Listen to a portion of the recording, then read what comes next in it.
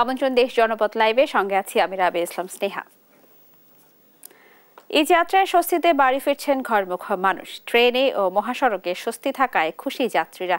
এই নিয়ে জানাতে কমলাপুর রেলওয়ে স্টেশন থেকে সরাসরি যোগ দিচ্ছেন সহকর্মী তন্দ্রা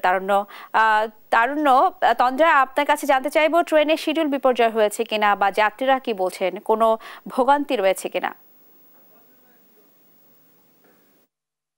স্নেহা, আজকে কিন্তু সকাল থেকে এখন পর্যন্ত প্রায় 14টির মতো ট্রেন রেল স্টেশন থেকে বা প্ল্যাটফর্ম থেকে কিন্তু তারা যে গন্তব্যগুলো রয়েছে সেই গন্তব্যের উদ্দেশ্যে কিন্তু তারা ছেড়ে গিয়েছে। তবে যদি বলি যে সময়ের বিপর্যয় বা যদি শিডিউলে যদি কিছুটা তারতম্য হয়ে থাকে, সেটি হচ্ছে লোকাল যে ট্রেনটি রয়েছে সেই লোকাল ট্রেনের ক্ষেত্রে, অর্থাৎ 9:45 একটি ট্রেন যাওয়ার কথা ছিল, সেটি কিন্তু এখন পর্যন্ত প্ল্যাটফর্ম থেকে যায়নি। তো সেই ট্রেনটি কিন্তু এখন পর্যন্ত এখানেই রয়েছে এবং জনভোগান্তির কথা যদি বলি, অবশ্যই এখানে জনভোগান্তি হচ্ছে। এবং তাদের সাথে কথা বলে যেটি জানা গেছে, তারা বলছেন যে 9:45 ট্রেন যেহেতু এখন 10টা পেরিয়ে 11টা বাজে, তো তারা বেশ অনেকটা সময় ধরেই কিন্তু তারা এখানে অপেক্ষা করছেন।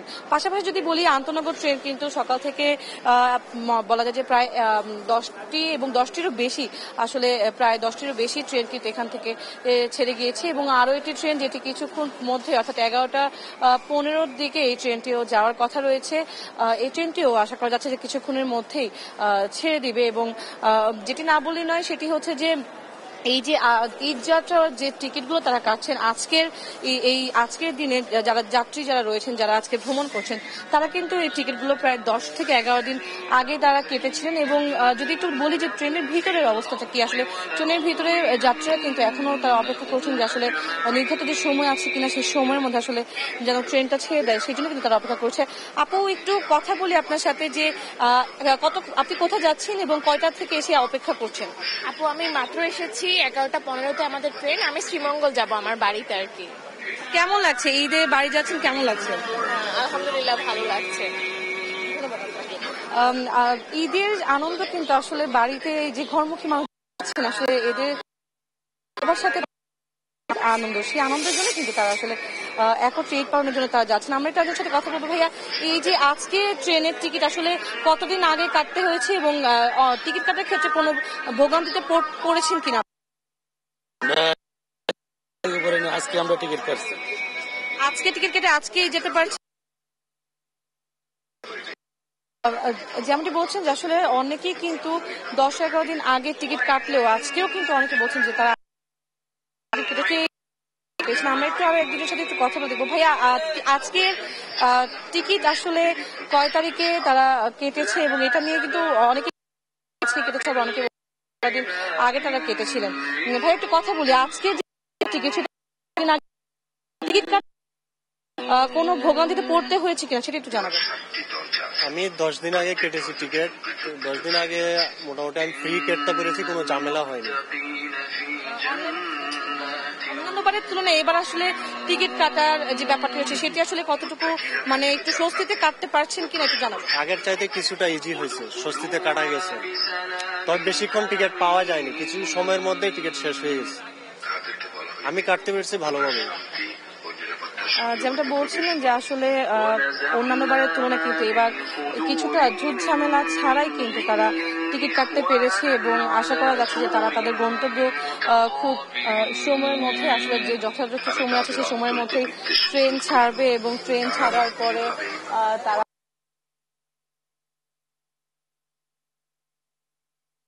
বলছে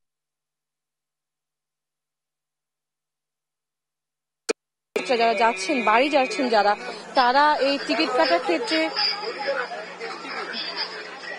10 দিন আগে থেকে তারা যেহেতু টিকিট কেটেছে এবং ঈদ যাত্রার শেষের দিকে যে চাপটি রয়েছে বা শেষের দিকে আসলে যাত্রী চাপ অনেক বেশি থাকে, অনেকেই আসলে সেই সময় তাড়াহুড়ো করে বাড়িতে যায় এবং শেষ সময়ে যে ভোগান্তি, সেটি কিন্তু আসলে যাতে ভোগান্তিতে না পড়তে হয় তার জন্য কিন্তু আগে ভাগে তারা টিকিট কেটেছে এবং টিকিট কেটেই এখন থেকে কিন্তু ঈদ যাত্রা শুরু করেছে। তবে আরেকটি জিনিস যেটি হচ্ছে যে আসলে ঈদ যাত্রায় 4 তারিখ থেকে 5 তারিখের দিকে কিন্তু স্পেশাল যে ট্রেনটি অর্থাৎ 10টি আরো 5 জোড়া ট্রেন আরো বেশি এখানে বগে অ্যাড করা হবে। ঈদ যাত্রা আসলে ভোগান্তি যেন কম হয়, জনভোগান্তি যেন কম হয়, সেই জনভোগান্তি নিরসনের জন্য কিন্তু আসলে রেল কর্তৃপক্ষ প্রস্তুত রয়েছে, তারা সেটি কিন্তু জানিয়েছিল। তো এখন পর্যন্ত রেলওয়ে স্টেশন থেকে এই ছিল আমার কাছে সর্বশেষ। স্নেহা। তন্দ্রা, আপনাকে ধন্যবাদ। দর্শক, কমলাপুর রেলওয়ে স্টেশন থেকে এই যাত্রার খবর জানাচ্ছিলেন আমাদের সহকর্মী। দর্শক, অবসরপ্রাপ্ত মেজর সিনহা হত্যা মামলায় টেকনাফ থানার সাবেক ওসি প্রদীপ কুমার এবং পরিদর্শক লিয়াকতের মৃত্যুদণ্ড বহাল রেখেছে হাইকোর্ট। বিস্তারিত জানাতে হাইকোর্ট থেকে সরাসরি যোগ দিচ্ছেন সহকর্মী সাবরিনা মজুমদার। সাবরিনা, যেমনটি বলছিলাম যে রায় ঘোষিত হয়েছে এবং মৃত্যুদণ্ড বহাল রেখেছে, রায় নিয়ে আইনজীবীরা কি কিছু বলছেন? বিস্তারিত জানাবেন। স্নেহা, আপনি ইতিমধ্যে জেনে গিয়েছেন যে নিম্ন আদালতের যে রায়টি ছিল সেই রায়টি কিন্তু হাইকোর্টে এখনো বহাল রেখেছে, অর্থাৎ এসআই নন্দদুলাল সহ 6 জনকে যাবজ্জীবন সাজা বহাল রাখা হয়েছে এবং অবসরপ্রাপ্ত মেজর সিনহা হত্যা মামলায় ওসি প্রদীপ, পুলিশ পরিদর্শক লিয়াকতকে মৃত্যুদণ্ড বহাল এবং সেই সাথে 50,000 টাকা জরিমানাও করেছে কিন্তু হাইকোর্ট। এবং এই মুহূর্তে আসলে আইনজীবীরা আসলে কথা বলবেন, তো আমরা এখন সরাসরি চলে যাচ্ছি সেখানে। জানুয়ারি যে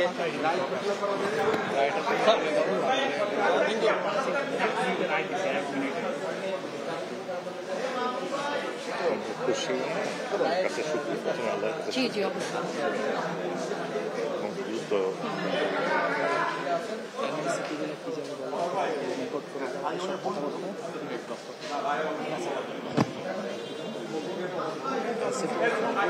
ন্যাশনাল টেলিকমিউনিকেশন এনটিসি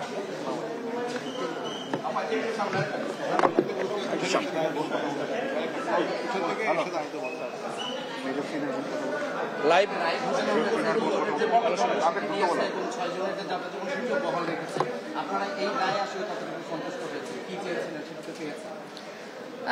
ধন্যবাদ আপনাকে আপনার প্রশ্নের জন্য। প্রথমে আমি শুকরিয়া জ্ঞাপন করি মহান সৃষ্টিকর্তা আল্লাহর কাছে, যে সত্যের একটা নিজস্ব শক্তি আছে, সেটাই কিন্তু আমরা আজকে দেখতে পেলাম। মেজর সিনহা দেশমাতৃকার একজন অনন্য সাধারণ সূর্য সন্তান। তার মোটো ছিল হচ্ছে মানবিকতা, সততা, এগুলোই ছিল তার কিন্তু মোটো, তার জীবনের মোটো। আজকে আমরা এই বিজ্ঞ আদালতের, উচ্চ আদালতের রায়ের মাধ্যমে কিন্তু আমরা সেই সত্যেরই একটা প্রতিফলন দেখতে পেলাম। সকল প্রশংসা আল্লাহর, মহান আল্লাহকে অনেক কৃতজ্ঞতা জ্ঞাপন করি। একই সাথে আসলে এই রায়ে আমরা সন্তুষ্ট, যদি আপনারা বলেন যে সন্তুষ্ট কিনা, তো সেটা আসলে এখন পর্যন্ত আমরা সন্তুষ্ট সেদিনই হব, কারণ আমাদের তো আরো সামনে যেতে হবে, আরো কিছু পথ যেতে হবে, অ্যাপিলেট ডিভিশন আছে। সো ওই ফেজগুলো পার করার পরে যেদিন রায়টা কার্যকর হবে, যদি একই রায় থাকে এবং রায়টা কার্যকর হয়, সেদিনে আমরা বলবো আসলে আমরা চূড়ান্তভাবে সন্তুষ্ট। তবে কিছুটা একটা কনসার্ন আমার আছে আসলে বাদী হিসাবে, সেটা হচ্ছে আপনারা জানেন তৎকালীন যে সময় ঘটনাটা ঘটেছিল, ওই সময় আসলে অনেক কঠিন পথ পাড়ি দিতে হয়েছিল আমাদেরকে। মানে এইরকম একটা সিচুয়েশনে এইটার বিচার করাটা অনেক কঠিন ছিল আমাদের জন্য। তো সেই ক্ষেত্রে কিন্তু ওই সময় তৎকালীন যে এসপি সাহেব ছিলেন, এসপি মাসুদ সাহেব ছিলেন কক্সবাজারের, উনি কিন্তু অবশ্যই এটা বলা যাবে না যে চেইন অফ কমান্ডের অর্ডার ছাড়া কোনো কিছু হয়। উনি প্রত্যক্ষ হোক বা পরোক্ষ হোক অবশ্যই ওনার ইনভলভমেন্ট ছিল। তো আসলে ওনাকে যে আমরা কোনোভাবেই আনতে পারিনি এই জায়গাটায়, মানে বিচারের আওতায়, সেই জায়গাটায় কিন্তু একটা অসন্তুষ্টি রয়েছে আমাদের। ওই সময় আমাদের কিন্তু আরেকজনের কথা আমি সবার আগে বলি, ওই সময় সবার আগে যিনি আসলে ইনিশিয়েটিভটা নিয়েছিলেন তিনি হচ্ছেন আমাদের তৎকালীন রাওয়ার চেয়ারম্যান আফসার স্যার, যিনি এখন কিন্তু বেঁচে নেই, এবং তার সাথে আমাদের এই যে মোশাররফ স্যারও ছিলেন তৎকালীন সেক্রেটারি জেনারেল। ওনারা কিন্তু প্রথমে এসে ইনিশিয়েটিভগুলো নিয়েছে, এত একটা বৈরী পরিবেশেও কিন্তু ওনারা সামনে এগিয়ে এসেছিলেন। তো আমি কিন্তু ওই অসন্তুষ্টির জায়গাটা বলছি যেটা আছে। এসপি মাসুদকে উনি কিন্তু ধরাছোঁয়ার বাইরে রয়ে গেলেন, উনি তৎকালীন এসপি হওয়া সত্ত্বেও উনি কিন্তু ধরাছোঁয়ার বাইরে রয়ে গেলেন। আর আজকের যে প্রসিডিংটা হয়েছে বা রায়টা হয়েছে, ঐতিহাসিক রায়, যেটা শুধু আমাদের পরিবারের জন্য না, আমাদের দেশের মানুষও যারা ন্যায় বিচার প্রেমী তারা অপেক্ষা করছিল আজকের এই রায়ের জন্য। আমি কৃতজ্ঞতা জানাই মহান মহান সৃষ্টিকর্তা আল্লাহ রাব্বুল আলামিনকে। অতঃপর আমি কৃতজ্ঞতা জানাই সবাইকে, দেশের আপামর জনগণ যারা আমাদেরকে সাহায্য করেছেন, মনোবল জুগিয়েছেন, সবসময় আমাদের খোঁজ খবর নিচ্ছেন। মিডিয়া আপনারাও সবসময় খুবই অ্যাক্টিভ থেকেছেন। আমাদের রাওয়ার বর্তমান চেয়ারম্যান স্যার, যিনি আমাদের আব্দুল হক স্যার, উনিও কিন্তু এই প্রসেসটাতে প্রথম থেকেই কিন্তু ওনার ইনভলভমেন্ট রয়েছে এবং উনি আমাদেরকে অনেক সহযোগিতা করেছেন। আমি সেনাপ্রধান ওয়াকারুজ্জামান স্যারকে ব্যক্তিগতভাবে আমরা ওনার কাছে গিয়েছিলাম, উনি সবসময় আমাদেরকে মনোবল জুগিয়েছে, আমাদেরকে যেভাবে সমর্থন করা দরকার ছিল করেছেন, আমাদেরকে এই পরিবারটাকে সমর্থন করেছেন। ঈদ সামনে রেখে রাজধানীর আশপাশের এলাকাগুলোতে ঘরমুখো মানুষের চাপ বাড়ছে। বিশেষ করে সাভারের বিভিন্ন সড়কে যাত্রীদের ভিড় বেড়েছে চোখে পড়ার মতো। এ নিয়ে বিস্তারিত জানাচ্ছেন আমাদের সহকর্মী দেওয়ান ইমন। ইমন, আপনি আমাদের জানাবেন যাত্রী ও যানবাহনের চাপ কেমন, ভোগান্তি কতটা এবং পরিবহন ব্যবস্থা কেমন চলছে? ধন্যবাদ। আমি এই মুহূর্তে রয়েছি আশুলিয়ার বাইপাইল এলাকায় এবং আমার পেছনে যে সড়কটি দেখতে পাচ্ছেন এই সড়কটিতে কিন্তু এমনি দিনে কিন্তু যানজট লেগে থাকে, তবে ঈদে যেই বাড়তি চাপ সেই বাড়তি চাপে কিন্তু এই সড়কে ভোগান্তিটা কিন্তু আরো বেড়েছে। যদিও এখনো পর্যন্ত কিন্তু শিল্পাঞ্চলের কোনো কলকারখানায় কিন্তু এখনো ছুটি ঘোষণা হয়নি আনুষ্ঠানিকভাবে, তারপরেও কিন্তু এই যে ঘরমুখো মানুষের যে চাপ সেই চাপে কিন্তু 10 মিনিটের যে পথ সেই পথ পাড়ি দিতে কিন্তু কয়েক ঘন্টা লেগে যাচ্ছে। এর বড় একটি কারণ হচ্ছে যে এখানে যেহেতু এলিভেটেড এক্সপ্রেসওয়ের কাজ চলছে সেই আব্দুল্লাহপুর এবং এই বাইপাইল সড়কটিতে, এবং এই এলিভেটেড এক্সপ্রেসওয়ের কাজের কারণে কিন্তু পুরো রাস্তাটি এখন খানাখন্দ এবং এই যে জলাবদ্ধতা সৃষ্টি হয়েছে, যে কারণে কিন্তু এখানে যেমন দুর্ঘটনা ঘটছে, অন্যদিকে কিন্তু এই যে ধীর গতিতে গাড়ি চলতে গিয়ে কিন্তু এখানে কিন্তু নানা ধরনের কিন্তু এই ভোগান্তি পোহাচ্ছেন যারা এই সড়কটিতে রয়েছে। অন্যদিকে কিন্তু আমরা দেখছি যে সারা দেশ থেকে রাজধানীতে যে ধরনের পশুবাহী ট্রাক গুলো কিন্তু এই সড়ক দিয়ে যাতায়াত এখানে যানজটের সৃষ্টি হচ্ছে। এবং এই যে আগামীতে যখন এই যে সাভার আশুলিয়া যে সমস্ত কলকারখানা ছুটি হবেন এবং উত্তরবঙ্গ সহ অন্যান্য অঞ্চলে যে অন্যান্য অঞ্চলে যখন এখানকার শ্রমিকরা যারা রয়েছেন তারা নারী টানে যখন বাড়ি ফিরবেন, তখন কিন্তু এখানে কিন্তু এই যে ভোগান্তি সেটি কিন্তু আরো কয়েক গুণ বেড়ে যাবেন। এছাড়া আমরা কথা বলেছিলাম প্রশাসনের সাথে, তারা যেটি বলছেন যে এই যে কুরবানি ঈদ এলেই পশুবাহী যে সমস্ত ট্রাক গুলো আছে সেগুলোতে ছিনতাইয়ের প্রবণতা বেড়ে যায় এবং সেই ছিনতাই রোধে এবং জনসাধারণ যারা রয়েছেন যারা নারীর টানে বাড়ি ফিরবেন সেই সমস্ত মানুষ যেন নির্বিঘ্নে তারা যেন এই পথ পাড়ি দিতে পারেন সেই ব্যাপারে কিন্তু প্রশাসনের পক্ষ থেকে কিন্তু এই অঞ্চলের জন্য বাড়তি পুলিশ কিন্তু তারা নিয়োগ করেছেন এবং তাদের কিন্তু যথাযথ প্রস্তুতি কিন্তু তারা রেখেছেন বলে আমাদেরকে জানিয়েছেন। এছাড়া আমরা ট্রাফিক পুলিশের সাথে কথা বলেছি, তারা যেমন দুর্ভোগ যেন কমিয়ে আনা যায়। অন্যান্য গত ঈদে যেভাবে কয়েক স্তরে কিন্তু কলকারখানাগুলো ছুটি হয়েছে, যে কারণে কিন্তু দুর্ভোগটা অনেক কম ছিল, তবে এবছর কিন্তু এখনো সেভাবে কিন্তু ছুটিগুলো হয়নি, যে কারণে কিন্তু বলা চলে যে দুর্ভোগটা কিন্তু এবার একটু বেশি পরিমাণে হতে পারে। তাই তারা বলছেন যে তাদের দিক থেকে কিন্তু সব ধরনের চেষ্টা কিন্তু তারা চালিয়ে যাচ্ছেন। আমরা কিছুক্ষণ আগে কয়েকজন পরিবহন চালকের সাথে কথা বলছিলাম, তারা যেমনটি বলছেন যে আশুলিয়া থেকে বাইপাইল পর্যন্ত আসতে যেই সড়কটি 20 মিনিট সময় লাগার কথা সেই সড়কটি কিন্তু তাদের সময় লাগছে কয়েক ঘন্টা। এটির কারণ হিসাবে বলছেন যে জামগড়া এলাকাতে যে খানাগন্ধ সৃষ্টি হয়েছে সেই পথটুকু কিন্তু তারা কিন্তু নির্বিঘ্নে পাড়ি দিতে পারছেন না, সেখানে এসে কিন্তু ধীর গতিতে গাড়ি চলতে হচ্ছে এবং এই যে পশুবাহী গাড়িগুলো যে ইতিমধ্যেই যে এই রাজধানীতে যে প্রবেশ করছে সেই কারণে কিন্তু এই যে সড়কে গাড়ি আসা এবং যাওয়ার যেই ধীর গতি, এতে করে কিন্তু কয়েক ঘন্টা সময় লেগে যাচ্ছে। এছাড়া কিন্তু স্থানীয় যারা এই সড়ক ব্যবহার করে রয়েছেন তারা যেমনটি বলছেন যে এই সড়কের কারণে কিন্তু তারা নানা সময় কিন্তু নানা ধরনের দুর্ঘটনা পোহাচ্ছেন। এই সড়কটি কিন্তু এবার ঈদের যে দুর্ভোগ সেই দুর্ভোগের কিন্তু একটি বড় কারণ হতে পারে। এছাড়া এই যে সড়কের যে ঈদ উপলক্ষে যে বাড়তি চাপ সেটি সামলাতেও কিন্তু হিমশিম খাবে যারা আইন শৃঙ্খলার। এবং আপনাকে ধন্যবাদ। দর্শক, এই যাত্রার খবর শুনছিলাম সাভার থেকে। যশোর খুলনা মহাসড়কের মুরুলি মোড় থেকে রাজারহাট পর্যন্ত সড়কটি অনুপযোগী হয়ে পড়েছে। ঝুঁকি নিয়ে যানবাহন চলাচল করছে ওই অংশে। এ নিয়ে বিস্তারিত জানাতে সরাসরি যুক্ত হচ্ছেন সহকর্মী সালাউদ্দিন সাগর। সাগর, যেমনটি বলছিলাম, সড়কের বর্তমান পরিস্থিতি আসলে কেমন? এই নিয়ে কোনো প্রশাসনের কোনো ব্যবস্থা কিংবা প্রস্তুতি রয়েছে কিনা?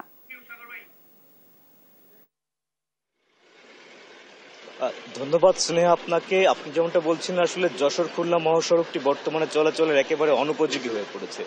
আমরা সহজে নির্বাহী প্রকৌশলী গোলাম কিবরিয়ার সাথে কথা বলেছিলাম। তিনি বলেছিলেন যে আসলে জানুয়ারিতে রাস্তাটা টেন্ডার হয়ে গেছে এবং সেটার কাজ হয়েছে, কিন্তু আমরা বাস্তবে দেখতে পেলাম যে রাস্তাতে আসলে টেন্ডারের যে কাজ হয়েছে, কাজের জায়গায় আসলে মহাসড়কে ইটের সলিং করে আসলে দায় সারা হয়েছে।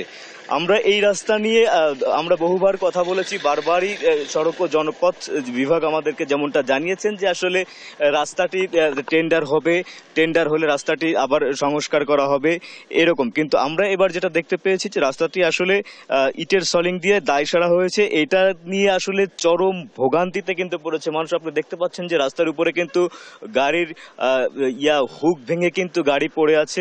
পঞ্চগড় থেকে একটি গাড়ি যশোর পর্যন্ত এসেছে, কিন্তু যশোরের ঢোকার পরে কিন্তু এই অবস্থা। তো এর আগে উনি আমাদেরকে যেমনটা বলেছিলেন যে ওভারলোডিং এর কারণে কিন্তু এটা হচ্ছে। তো ওভারলোডিং সম্পর্কে যে ওয়ে স্কেলটি নোয়াপাড়াতে চালু ছিল চেঙ্গুটি এলাকায়, তো আমরা বলেছিলাম যে আসলে যে ওভারলোডিংটা বন্ধ কেন। তিনি আমাদেরকে জানিয়েছিলেন যে ট্রাক শ্রমিকরা তাতে বিরোধের কারণে কিন্তু এটা বন্ধ হয়ে যায়। তো ট্রাক শ্রমিক, আমরা ট্রাক লরি শ্রমিক ইউনিয়নের নেতাদের সাথে কথা বলে আমরা যেমনটা জানতে পেরেছি, তারা বলছে যে আসলে যে ওয়ে স্কেল শুধুমাত্র নোয়াপাড়াতে যদি স্থাপন করা হয় তাহলে এখানে ব্যবসায়ীরা কেন আসবে, সারা দেশেই ওয়ে স্কেল চালু করতে হবে। এই কারণেই কিন্তু তারা ওয়ে স্কেলটি বন্ধ রেখেছে। তাদের যুক্তি হচ্ছে যে আমরা একই লোড নিয়ে অন্যান্য সড়কে যাচ্ছি, কিন্তু সেখানে কোনো সমস্যা হচ্ছে না, বাট শুধুমাত্র যশোর খুলনা মহাসড়কে কেন, সে কারণেই কিন্তু তারা আসলে ওয়ে স্কেলটি বন্ধ রাখতে বলেছে। তো আজকে আমরা যখন আবারও নির্বাহী প্রকৌশলীর সাথে কথা বলেছি, তিনি আমাদেরকে জানিয়েছেন যে কোথাও কোথাও ঢালাই সড়ক করা হচ্ছে, কোথাও কোথাও রিপেয়ারের কাজ করা হয়েছে এই যে ইটের সলিং এর মাধ্যমে, আবার কোথাও কোথাও ঢালাই করা হয়েছে, আবার নতুন করে 4.5 কিলোমিটার জন্য কিন্তু টেন্ডার করা হয়েছে। তো আমি এই মুহূর্তে একজন ভুক্তভোগী, এই মুহূর্তে যিনি যার গাড়িটি রাস্তায় ভেঙে পড়েছে, তার সাথে একটু কথা বলতে চাই। আমি জানতে চাই আপনি কোথা থেকে আসলেন, কি ঘটেছিল আপনার সাথে? আমি পঞ্চগড় থেকে আছি।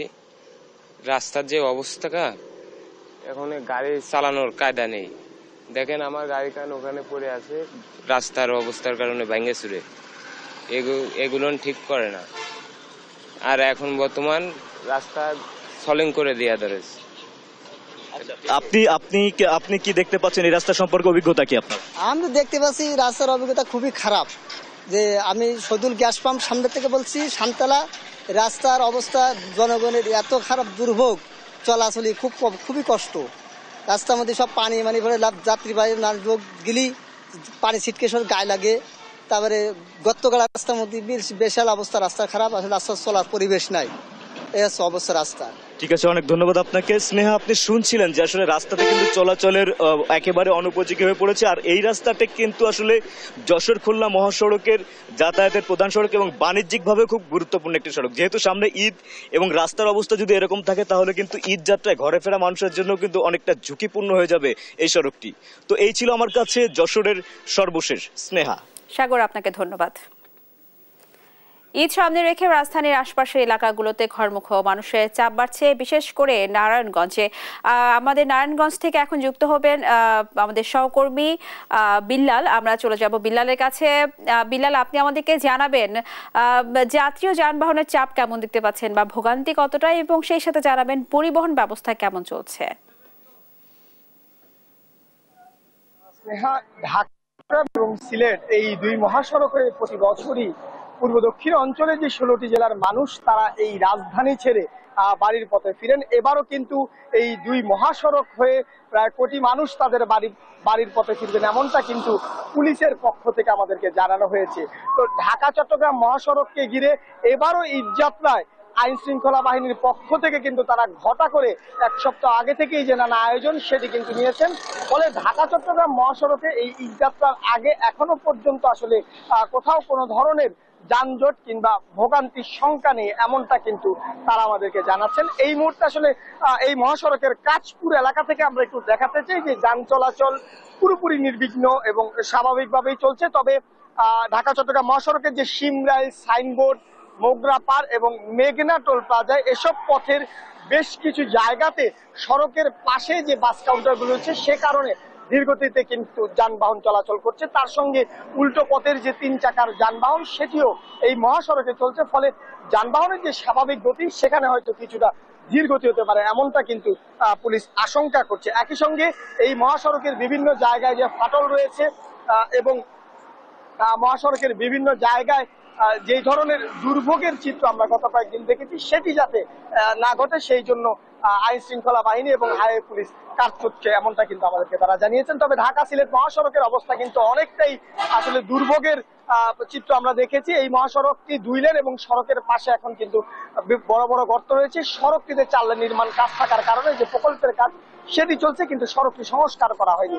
ফলে কাঁচপুর থেকে 2500 পুরিন্দা বাজার পর্যন্ত এই ঢাকা সিলেট মহাসড়কে ঈদযাত্রীদের বড় ধরনের যে ভোগান্তির সংখ্যা সেটি কিন্তু রয়েছে এবং এই মহাসড়কে যাতে করে ভোগান্তি কিছুটা লাঘব করা যায় সেজন্য হাইওয়ে পুলিশের পক্ষ থেকে সব মিলিয়ে 9টি পয়েন্টে তারা পুলিশ মোতায়েন করেছেন। তবে বরাবো, তারাবো এবং রূপসী এই যে এলাকাটি রয়েছে 3.5 কিলোমিটার এলাকা, সেখানে কিন্তু প্রতিনিয়তই যানবাহন সৃষ্টি হচ্ছে এবং মানুষের ভোগান্তির কিন্তু বড় ধরনের একটি কারণ হয়ে দাঁড়াচ্ছে। এ হচ্ছে আমার কাছে 2 মহাসড়ক নিয়ে সবশেষ চিত্র। স্নেহা। ঈদকে সামনে রেখে প্রায় 200 বছরের ঐতিহ্যবাহী শরীয়তপুরের মনোহর বাজার গরুর হাটে জমে উঠেছে বেচাকেনা। এই ঐতিহাসিক হাটের পরিবেশ ও প্রস্তুতি নিয়ে বিস্তারিত জানতে আমাদের সঙ্গে যুক্ত হচ্ছেন সহকর্মী সাইফুল ইসলাম আকাশ। আকাশ, কেমন দেখছেন বা চলছে এবারের মনোহর বাজারের হাট? বিক্রেতা ও ক্রেতাদের কি বলছেন তারা, দাম কেমন দেখছেন জানাবেন। বিগত বছরগুলোতে কিন্তু হাট বাজারগুলোতে বিশেষ করে ক্রেতা ও বিক্রেতার উপস্থিতি অনেক বেশি দেখা গিয়েছে, কিন্তু এবারের চিত্রটা অনেকটা ভিন্ন। এখানকার ক্রেতা ও বিক্রেতারা যেটা বলছে যে বৈরী আবহাওয়ার কারণে কিন্তু হাট বাজারগুলোতে ক্রেতা ও বিক্রেতার উপস্থিতি অনেকটাই কম। এই মুহূর্তে অবস্থান করছি শরীয়তপুরের মনোহর গরুহাট বাজারে। এই বাজারের চিত্র যদি দেখাই, সকাল 10টা নাগাদ কিন্তু এই বাজারে যারা গবাদি পশু পালন করেন খামারিরা কিন্তু তাদের এই গবাদি পশুগুলো নিয়ে এই হাটে এসেছেন। সেক্ষেত্রে কিন্তু সকাল থেকে এখন পর্যন্ত তাদের তেমন কোনো ক্রেতা উপস্থিতি দেখতে পান না, যার কারণে কিন্তু তারা অনেকেই হতাশায় রয়েছেন। তার পাশাপাশি তারা যেটি বলছে বৈরী আবহাওয়ার কারণে কিন্তু তাদের এই ক্রেতা উপস্থিতি অনেকাংশে কম। পাশাপাশি তারা আরো একটি কথা আমাদেরকে যেটি বলেছে, 5ই আগস্টের আগে যে আওয়ামী লীগ সরকারের লোকজনরা রয়েছিল তারা এই হাটে এবার আসতে না পারার কারণে কিন্তু তাদের বড় যে গরুগুলো সেই গরুগুলোর চাহিদা অনেকাংশে কমেছে। আমরা এখানকার যারা ক্রেতারা রয়েছে তাদের সাথে কথা বলেছি, তারা কিন্তু ইতিমধ্যেই বলেছে যে মাঝারি এবং ছোট যে গরুগুলো সেটির প্রতি কিন্তু তাদের আকর্ষণটা বেশি এবং তারা কিন্তু এগুলোর দাম কিছুটা বেশি যাচ্ছে বলে আমাদেরকে জানিয়েছে। তো আমরা এখন একজনের সাথে একটু কথা বলবো, এই হাটে যিনি কিনা ইজারার দায়িত্ব রয়েছে তার সাথে একটু কথা বলে জানার চেষ্টা করবো আসলে বিগত বছরগুলোতে এই হাটে কি পরিমাণ আপনার গরুর সমাগম হতো, লোকের সমাগম হতো, এবারের লোকের সমাগমটা কম কেন? আমাদের এটা হচ্ছে দক্ষিণবঙ্গ তথা শরীয়তপুর জেলার মধ্যে সবচেয়ে বড় হাট, ঐতিহ্যবাহী গরুর হাট। ঈদের মোটামুটি একদিন আগে থেকে এখানে মোটামুটি হাটের অর্ধেকের বেশি পরিপূর্ণ থাকে। এই বছর এখন পর্যন্ত খামারি সহ যারা পাইকার আছে মোটামুটি সমাগম হয়েছে, কিন্তু ক্রেতার উপস্থিতি কিছুটা কম। আর তাছাড়া মানুষের কাছে কিছু নির্দিষ্ট মানুষের কাছে টাকা ছিল, সেই মানুষগুলো এখন পলাতক বা বিভিন্ন জায়গায় আছে, যার জন্য সাধারণ ক্রেতারা ছোট গরু বা কম দামে গরু খুঁজছে। এই জন্য একটু ক্রেতার উপস্থিতি কম। ঘন্টাখানিক গেলে আবহাওয়াটা একটু ভালো হলে তখন বোঝা যাবে। ধন্যবাদ আপনাকে। শুনছিলেন এখানে যিনি কিনা ইজারার দায়িত্ব রয়েছে তার কথা, পাশাপাশি আমরা প্রাণী সম্পদ মন্ত্রণালয়ের যে দায়িত্ব রয়েছেন তার সাথে কথা বলেছি। শরীয়তপুর জেলায় স্থায়ী 11টি হাট এবং অস্থায়ী 34টি হাটে কিন্তু মেডিকেল টিম রয়েছে যাতে পশুগুলো যাতে সুস্থ থাকে, সবল থাকে এই কারণে, এবং পুলিশ প্রশাসনের পক্ষ থেকে কিন্তু অতিরিক্ত পুলিশ মোতায়েন রেখেছে বলে আমাদেরকে পুলিশ সুপার নজরুল ইসলাম জানিয়েছে। সেক্ষেত্রে যদি কোনো অপ্রীতিকর ঘটনা ঘটে থাকে সেক্ষেত্রে জানালে কিন্তু তারা দ্রুত ব্যবস্থা নেবে বলে আমাদেরকে জানিয়েছে। এই ছিল কুরবানির পশুর হাট থেকে সর্বশেষ। আকাশ, আপনাকে ধন্যবাদ। দর্শক, শুনছিলাম শরীয়তপুরের মনোহর বাজারের গরুর হাটে সর্বশেষ খবরাখবর। গত 3 দিন ধরে টানা ভারী বৃষ্টিতে খাগড়াছড়িতে বেড়েছে নদী, খাল ও ছড়ার পানি। এছাড়া বিভিন্ন স্থানে ছোটখাটো পাহাড় ধসের ঘটনাও ঘটেছে। এই পরিস্থিতি নিয়ে বিস্তারিত জানতে সরাসরি যুক্ত হচ্ছেন আমাদের সহকর্মী অপু দত্ত। অপু, খাগড়াছড়ির বর্তমান অবস্থা কি? কোথায় কোথায় বেশি ক্ষয়ক্ষতি হয়েছে বা এমন কোনো খবর আছে কিনা আমাদের কাছে জানাবেন। ধন্যবাদ। আপনি যেমন বলছিলেন যে গত 4 থেকে 5 দিনের যে টানা বৃষ্টি, চেংটি বা মাইরি নদীর পানি কিন্তু বেড়েছে। আর এই টানা বৃষ্টির কারণে কিন্তু খাগড়াছড়ি, দিঘতলা সহ বেশ কয়েকটি জায়গায় ছোটখাটো পাহাড় ধসের কিন্তু ঘটনা ঘটেছে। এর মধ্যে দিঘিনালা রাঙামাটি লংগদু সড়কে পাহাড় ধসের ঘটনা ঘটেছে। খাগড়াছড়ি লেন্সি বাজার সহ আশপাশে বেশ কিছু জায়গায় ছোটখাটো পাহাড় ধসের ঘটনা ঘটেছে। তবে তাৎক্ষণিক ফায়ার সার্ভিস, রেড সহ অন্যান্য আইনশৃঙ্খলা বাহিনীর সদস্যরা সড়ক মাটি সরিয়ে যানবাহন চলাচল স্বাভাবিক করেন। তবে আসার খবর হচ্ছে গতকাল বিকেলের পর থেকে তেমন করে কিন্তু বৃষ্টিপাত খাগড়াছড়িতে হয়নি। এখন হয়তো একটু গুরু গুরু বৃষ্টি হচ্ছে, যার কারণে নতুন করে বৃষ্টিপাত পাহাড় ধসের সংখ্যা কিছুটা কমেছে বলা যেতে পারে। অন্যদিকে চেঙ্গি এবং মাইরি নদীর তীরবর্তী এলাকার কিছু এলাকা কিন্তু প্লাবিত হয়েছে। আর এছাড়া তেমন কোনো ঘটনা কিন্তু খাগড়াছড়িতে নেই। তবে ঝুঁকিপূর্ণ কিছু বসতিকে বেশ কয়েকটি আশ্রয় কেন্দ্রে আনা হয়েছে এবং গতকাল সেখানে প্রশাসনের পক্ষ থেকে খাবার সামগ্রী বিতরণ করা হয়েছে। প্রশাসন কিন্তু বেশ কিছু জেলা উপজেলার মধ্যে কন্ট্রোল রুম সহ আশ্রয় কেন্দ্র খুলে রেখেছেন যাতে পরিস্থিতি মোকাবেলায় স্থানীয়দেরকে সেখানে নিয়ে আসা যেতে পারে। এলাকায় এলাকায় কিন্তু মাইকিং করছে পাহাড় ধস সহ বন্যা থেকে বাঁচার জন্য। তো সবকিছু মিলে বলা যায় যে এখন পর্যন্ত বড় রকমের কোনো পাহাড় ধসের খবর কিন্তু আমাদের কাছে এই ছিল খাগড়াছড়ির পাহাড় ধস এবং বন্যা। অপু, আপনাকে ধন্যবাদ। চাঁপাইনবাবগঞ্জের বৃহত্তর কানসাট আম বাজার এখন সরগরম। বিভিন্ন এলাকা থেকে আসছে মৌসুমী আম, জমে উঠেছে বেচাকেনা। এই নিয়ে বিস্তারিত জানাতে যুক্ত হচ্ছেন সহকর্মী তারেক রহমান। তারেক, যেমনটি বলছি, আম বাজার এখন সরগরম, বেচাকেনাও বেড়েছে। আম বাজারে বেচাকেনা কেমন দেখছেন? ক্রেতা বিক্রেতারা কি বলছেন? বিস্তারিত জানাবেন।